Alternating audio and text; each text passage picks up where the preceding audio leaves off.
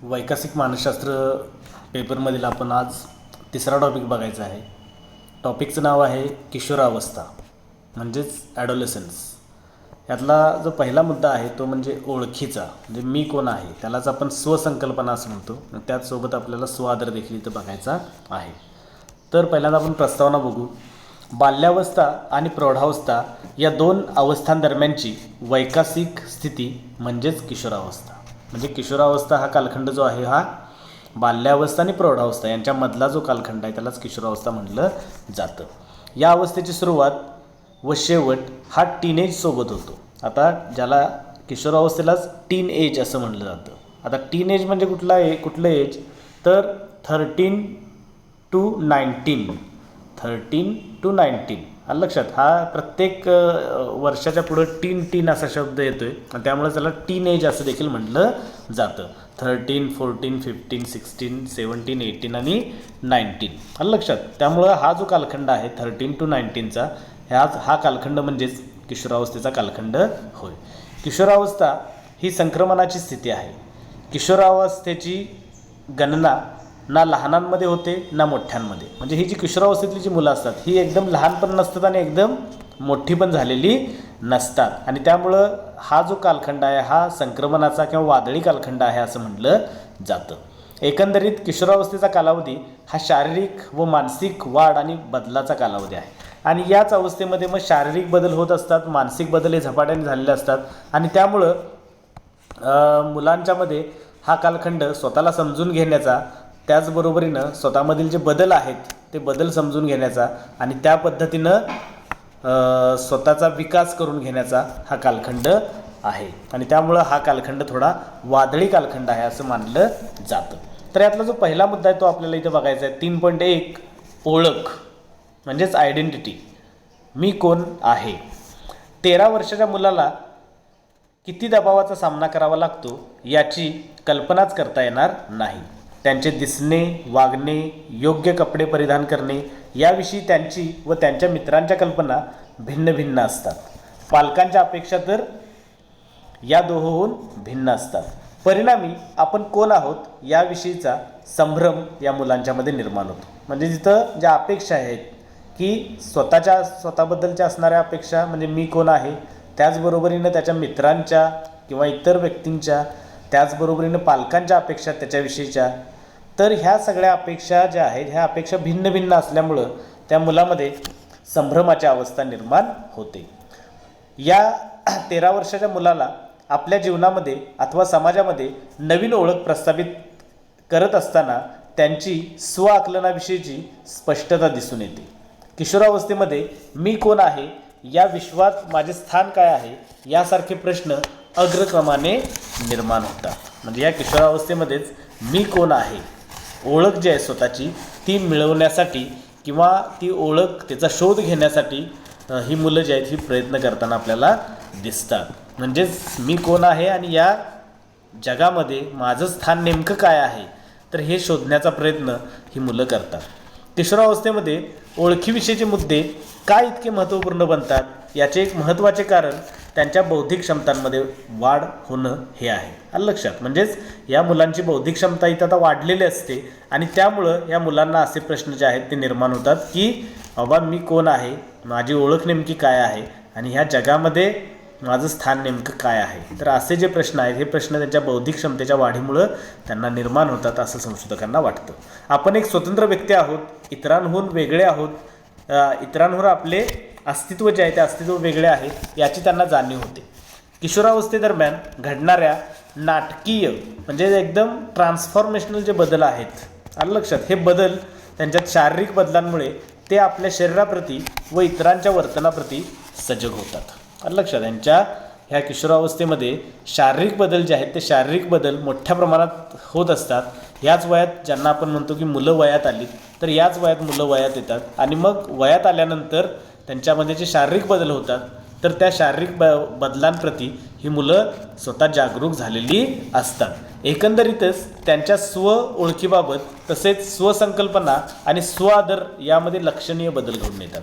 आणि मग ह्या अशा बदलांमुळं त्यांच्या स्वतःच्या ओळखीबाबत आणि त्याचबरोबरीनं ओळखीबाबत म्हणजेच काय, स्वतःची जाणीव असणं किंवा त्याला स्वसंकल्पना असं म्हटलं जातं.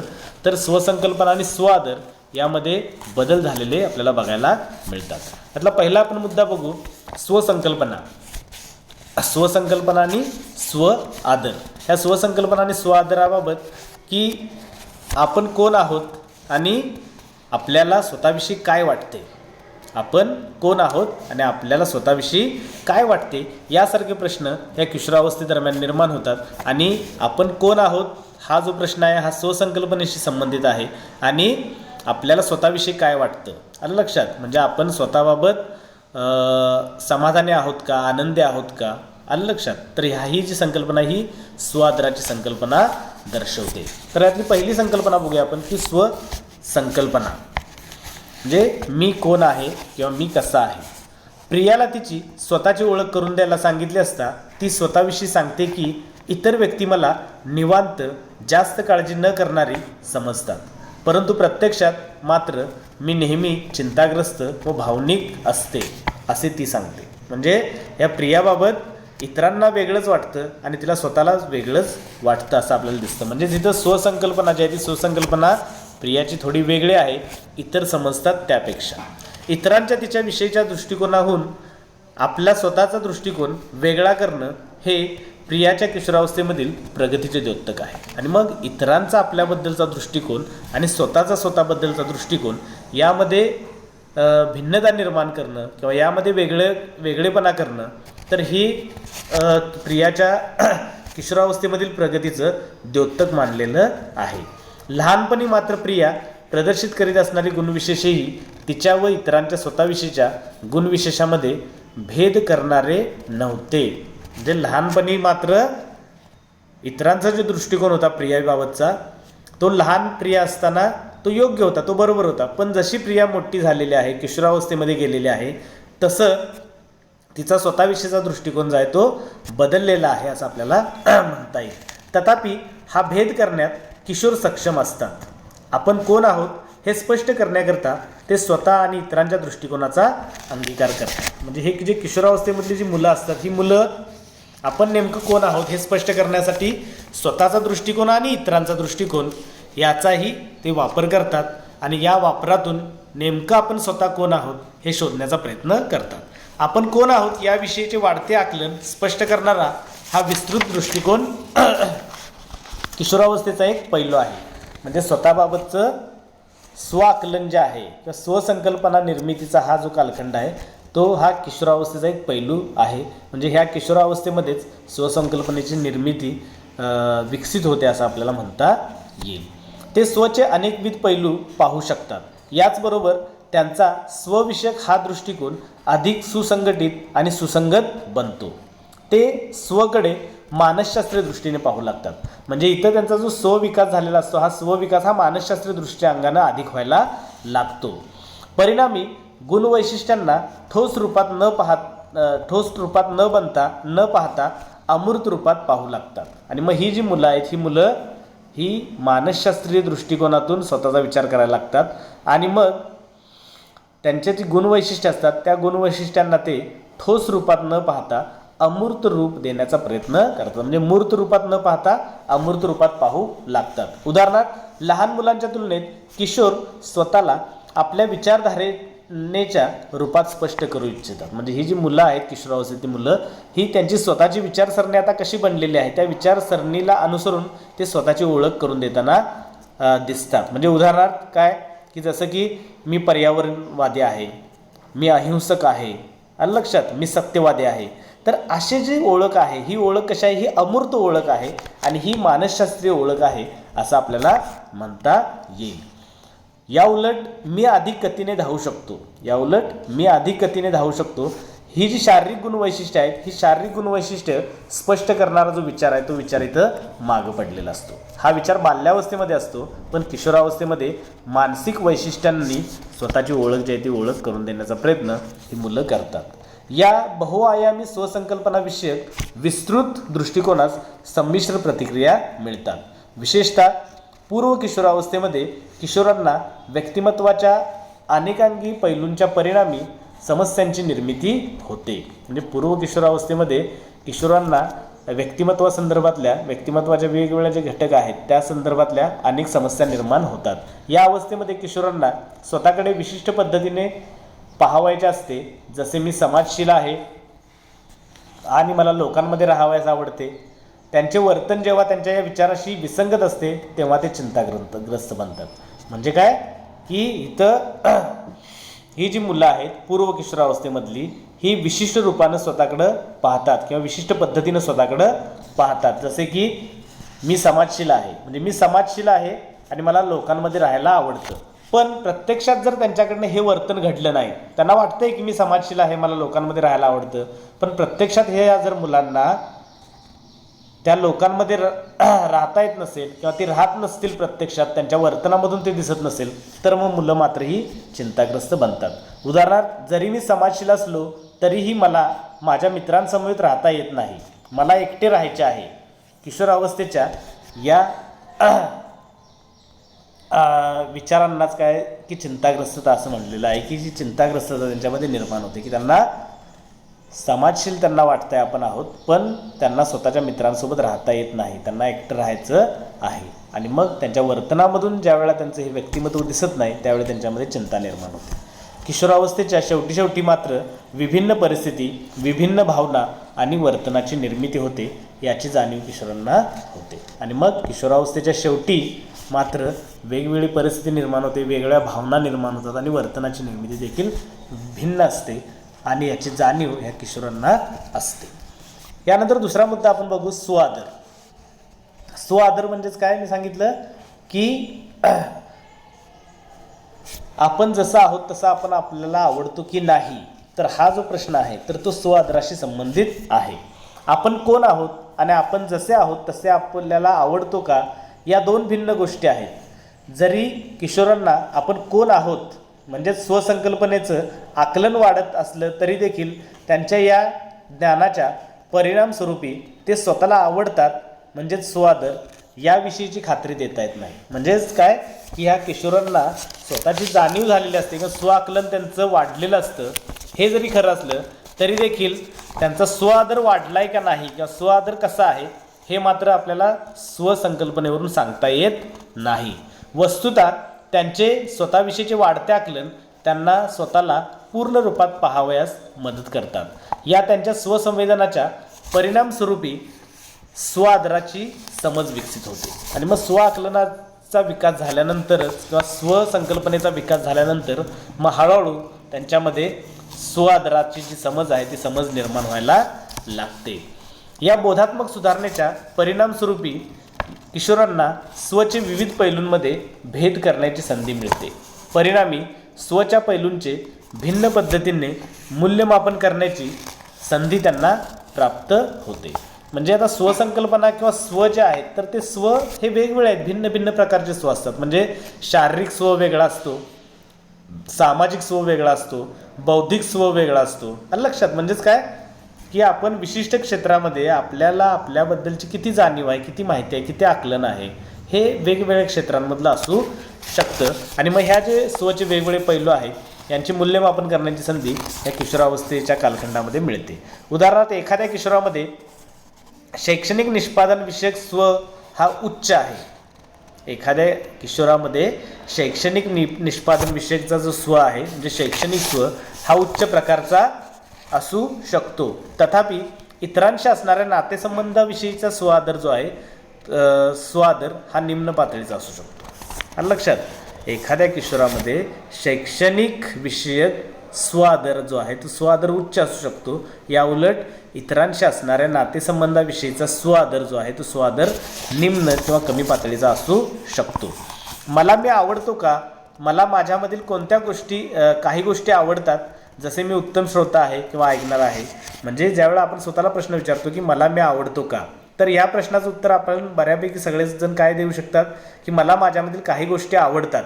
लक्षात, माझ्यात असणाऱ्या काही गोष्टी मला आवडतात आणि काही गोष्टी आवडत नाहीत.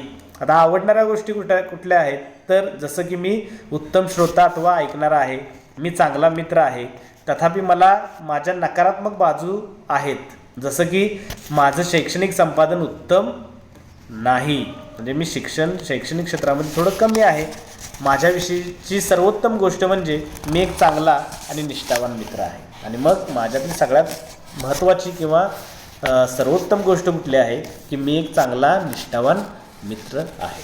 म्हणजे इथं मला मी आवडतो का हे कशावर ठरतं, किंवा स्वआदर जो आहे तो आपला कशावर ठरतो, तर तुमच्यामध्ये असणाऱ्या चांगल्या गोष्टी की ज्या तुम्हाला आवडतात आणि काही गोष्टी नकारात्मक आहेत की ज्या तुम्हाला आवडत नाहीत. मग जर आवडीच्या गोष्टी जर तुमच्यामधल्या स्वतःमधल्या जास्त असतील असं तुम्हाला वाटत असेल तर तुमचा स्वआदर वाढीच लागणार आहे. आणि या उलट जर तुम्हाला तुमच्याविषयी तुमच्यामध्ये असणारे विशिष्ट गुणधर्म तर तुम्हाला आवडत नसतील, जास्त प्रमाणात आवडत नसतील, तर मग तुमचा स्वआदर हा खालावणार आहे. म्हणजे स्वआदर हा कशावर डिपेंड आहे की तुम्ही तुमच्याबाबत किती समाधानी आहात, तुम्ही तुमच्याबाबत तुम्हाला आवडणाऱ्या गोष्टींचं प्रमाण किती आहे, तर त्यावर तुमचा स्वआदर जो आहे तो अवलंबून असतो. आता तिसरा मुद्दा यातला बघायचा आपल्याला की स्वआदरामधील लिंगभेद. म्हणजे इथं लैंगिक भिन्नता स्वआदराच्या बाबतीत आढळते का? किशोरामधील स्वआदर कोणत्या घटकांमुळे निर्धारित होतो, तर यामध्ये अनेक घटक महत्त्वपूर्ण भूमिका बजावतात. त्यापैकी एक महत्त्वाचा घटक म्हणजे लिंगभेद. म्हणजे लिंगभेदाचा परिणाम ह्या स्वआदरावर होताना दिसतो. प्रामुख्याने पूर्व किशोरावस्थेदरम्यान मुलींचा स्वआदर मुलांच्या तुलनेत अधिक निम्न व विचलन दर्शवणारा असतो. म्हणजे पूर्व किशोरावस्थेच्या दरम्यान मुलींचा स्वआदर हा मुलांच्या तुलनेत हा कसा असतो, निम्न असतो आणि विचलन दर्शवणारा म्हणजे विचलित झालेला असतो असं संशोधकांना दिसून आलेलं आहे. हे असे असण्यापाठीमागे एक महत्त्वाचे कारण म्हणजे मुलांच्या तुलनेत मुली ह्या त्यांच्या शारीरिक दिसण्याविषयी आणि शैक्षणिक संपादनाविषयीच्या सामाजिक यशाविषयी अधिक सजग असतात. आता ह्या मुलींचा आदर जो आहे तो कमी का असतो किंवा निम्न का असतो, तर याचं कारण काय सांगितलेलं आहे की या काळातल्या ज्या मुली आहेत ह्या मुली स्वतःच्या शारीरिक दिसण्याविषयी आणि शैक्षणिक संपादनाविषयी अधिक सजग असतात. जरी या पैलूंविषयी मुले देखील अधिक विचार करणारे असली तरी देखील याविषयीचा त्यांचा दृष्टिकोन मुलींच्या तुलनेत अधिक निष्काळजी अथवा वरवरचा असतो. पण मुलं मात्र या वयात शैक्षणिक संपादन आणि त्याचबरोबरीनं स्वतःच्या शारीरिक दिसण्याविषयी जास्त सजग नसतात मुलींच्या तुलनेत जर विचार केला तर. आणि त्यामुळं मुलींचा स्वआदर या काळात कमी झालेला असतो असं संशोधकांना वाटतं. याचबरोबर याविषयीचे सामाजिक संदेश असे सुचवतात की म्हणजे या संदर्भातले जे सामाजिक संदेश आहेत ते असे सुचवतात की मुलींचे शैक्षणिक संपादन अथवा सामाजिक यश हे मुलींच्या दृष्टीने अडचणीचे ठरते. आता आपल्याला माहीत आहे की सर्वच म्हणजे अनेक बऱ्यापैकी संस्कृतीमध्ये स्त्रियांचं जे स्थान आहे हे दुय्यम किंवा गौण मानलं जातं. भारतासारख्या देशामध्ये तर स्त्रियांना आज देखील दुय्यम प्रकारचं स्थान दिलं जातं. आणि त्यामुळं काय होतं की हे मुलींचं जे शैक्षणिक संपादन आहे किंवा सामाजिक यश आहे हे त्यांना अडचणीचं ठरू शकतं आणि त्यामुळे त्यांचा स्वआदर जो आहे तो कमी झालेला असण्याची शक्यता आहे. मुलींनी शैक्षणिक क्षेत्रात उत्तम कामगिरी केल्यास त्यांचे सामाजिक यश संकटात सापडते. म्हणजे ह्या मुली जर शैक्षणिक क्षेत्रात जर त्यांनी उत्तम कामगिरी करायला लागल्या तर त्यांचं सामाजिक यश जे आहे ते संकटात येतं. म्हणजे समाजामध्ये त्यांना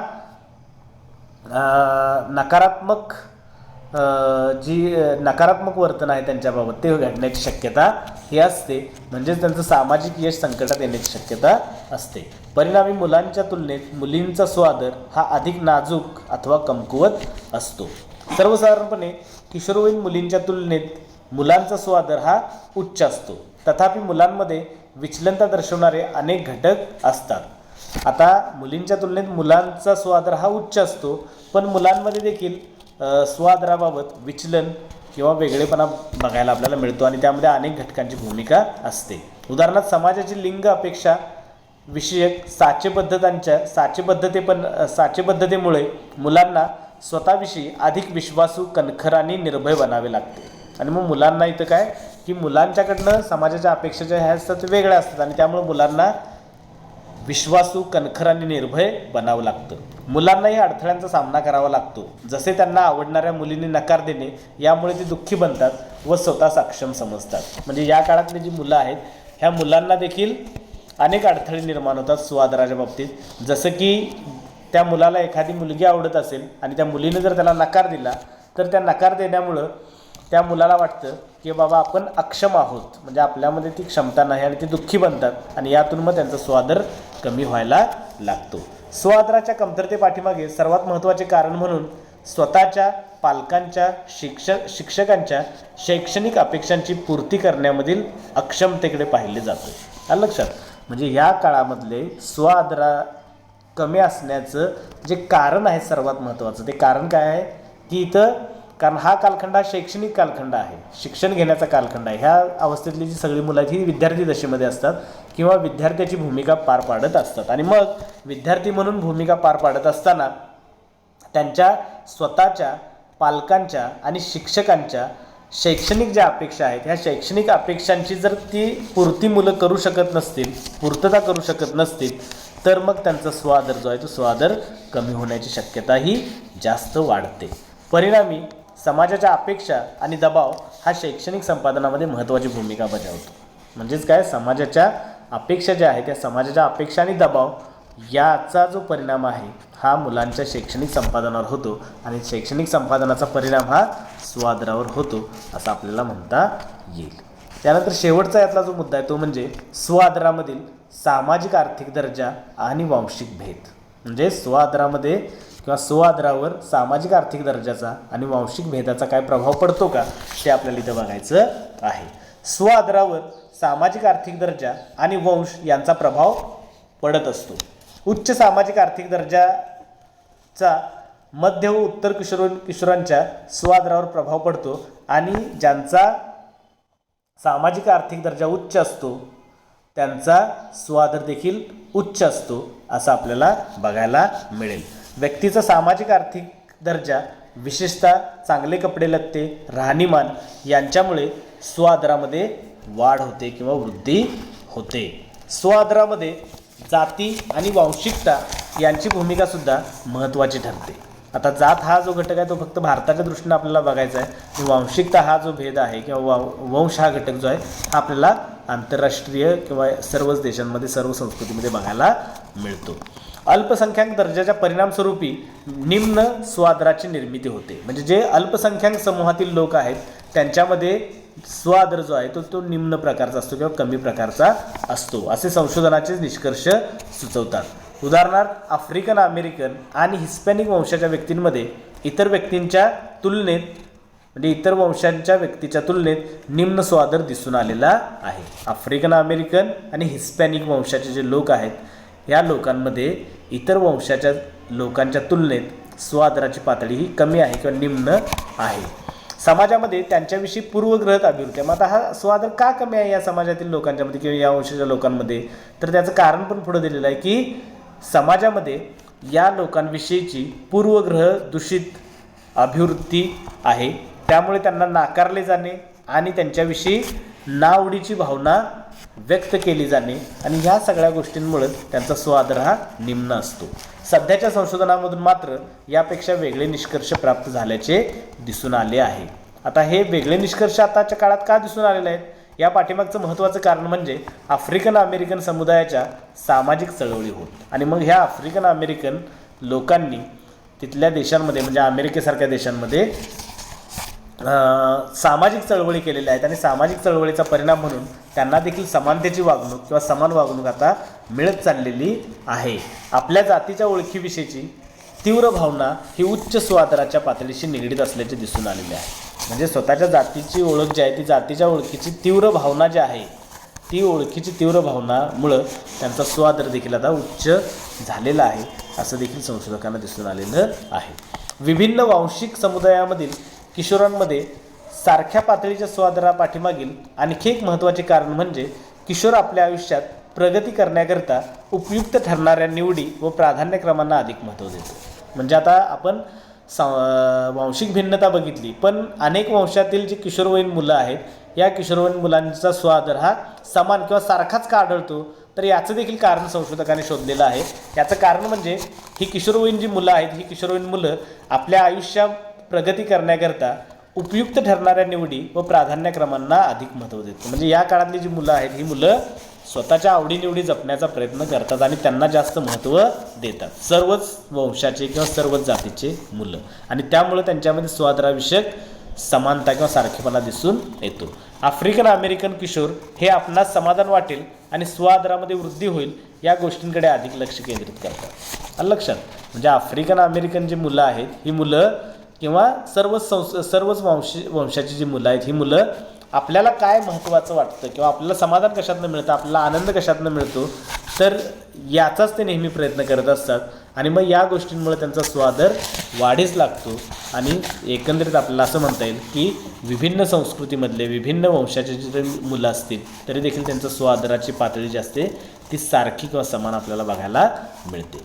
स्वादर हा फक्त जातीनेच प्रभावित होतो असे नाही. आता जात म्हणजे इथं वंश या अर्थानंच घ्यायचं आहे, लक्षात ठेवा. तर स्वादर हा फक्त जातीनेच किंवा वंशानेच प्रभावित होतो असे नाही, तर अनेक संकीर्ण घटकांच्या संमिश्रणातून तो प्रभावित होतो. म्हणजे इथं फक्त हेच घटक महत्त्वाचे नाहीत, स्वादरावर परिणाम करणारे जात वंश हेच घटक महत्त्वाचे नाहीत, तर अनेक घटकांच्या मिश्रणातून हा स्वादर प्रभावित होत असतो. उदाहरणार्थ काही वैकसिक तज्ज्ञांच्या मते जात आणि लिंग हे दोन्ही घटक एकत्रितपणे स्वादराच्या निर्मितीवर प्रभाव पाडतात. आलं लक्षात. म्हणजे त्याला आता जातीला इथं इथनिसिटी हा शब्द आहे, म्हणजे मानववंश म्हणजे वंश, इथनिसिटी अँड जेंडर. आलं लक्षात. तर हे दोन शब्द लक्षात ठेवा, इथनिसिटी अँड जेंडर. तर ह्या दोन्ही घटकांच्या मिश्रणातून किंवा एकत्रीकरणातून देखील स्वादराच्या निर्मितीवर प्रभाव पडतो. इथनिसिटी आणि जेंडर यांच्या एकत्रित प्रभावास एथ जेंडर असं म्हटलं जातं. इंग्लिशमध्ये त्याला शब्द काय एकत्रित वापरला आहे, एथ जेंडर. म्हणजे इथनिसिटी आणि जेंडर यांचे एकत्रीकरण करून एथ जेंडर असं शब्द तयार केलेला आहे. आणि ह्या एथ जेंडरचाच म्हणजेच वांशिकता आणि लिंग भेदाचा प्रभाव जो आहे तो प्रभाव ह्या आदरावर होताना आपल्याला बघायला मिळतो. जात किंवा वंश आणि लिंग यांच्या एकत्रित अध्ययन विषयक एका अभ्यासातून आफ्रिकन अमेरिकन आणि हिस्पॅनिक पुरुषांच्यामध्ये सर्वोच्च पातळीचा स्वादर दिसून आलेला आहे. म्हणजे आता ह्या इथनोजेंडर जे आहे, एथ जेंडर शब्द जो आहे म्हणजे वंश आणि लिंग, तर ह्या दोन्ही घटकांच्या संदर्भात एक अभ्यास झालेला आहे. त्या अभ्यासातून असं दिसून आलेलं आहे की आफ्रिकन अमेरिकन आणि हिस्पॅनिक पुरुषांच्यामध्ये सर्वोच्च पातळीचा स्वादर दिसून आलेला आहे. या उलट एशियन आणि स्थानिक आफ्रिकन स्त्रियांच्यामध्ये निम्न स्वादराची पातळी दिसून आलेली आहे. आलं लक्षात. आफ्रिकन अमेरिकन आणि हिस्पॅनिक पुरुष जे आहेत त्यांच्यामध्ये स्वादर हा उच्च दिसून आला. या उलट एशियन आणि स्थानिक आफ्रिकन स्त्रिया ज्या आहेत ह्या स्त्रियांच्यामध्ये निम्न स्वादराची पातळी दिसून आलेली आहे. ठीक आहे. मग एकंदरीत आपल्याला इथं काय बघायचं आहे की स्वादरावर सामाजिक आर्थिक दर्जा आणि वांशिक भेदाचा जो प्रभाव आहे तो पडत असतो आणि यातूनच स्वादर जो आहे तो निर्माण होत असतो. ठीक आहे. तर या लेक्चरमध्ये आपण स्वसंकल्पना आणि स्वादर हे मुद्दे बघितलेले आहेत. पुढचा मुद्दा आपण पुढच्या लेक्चरला बघू. थँक्यू.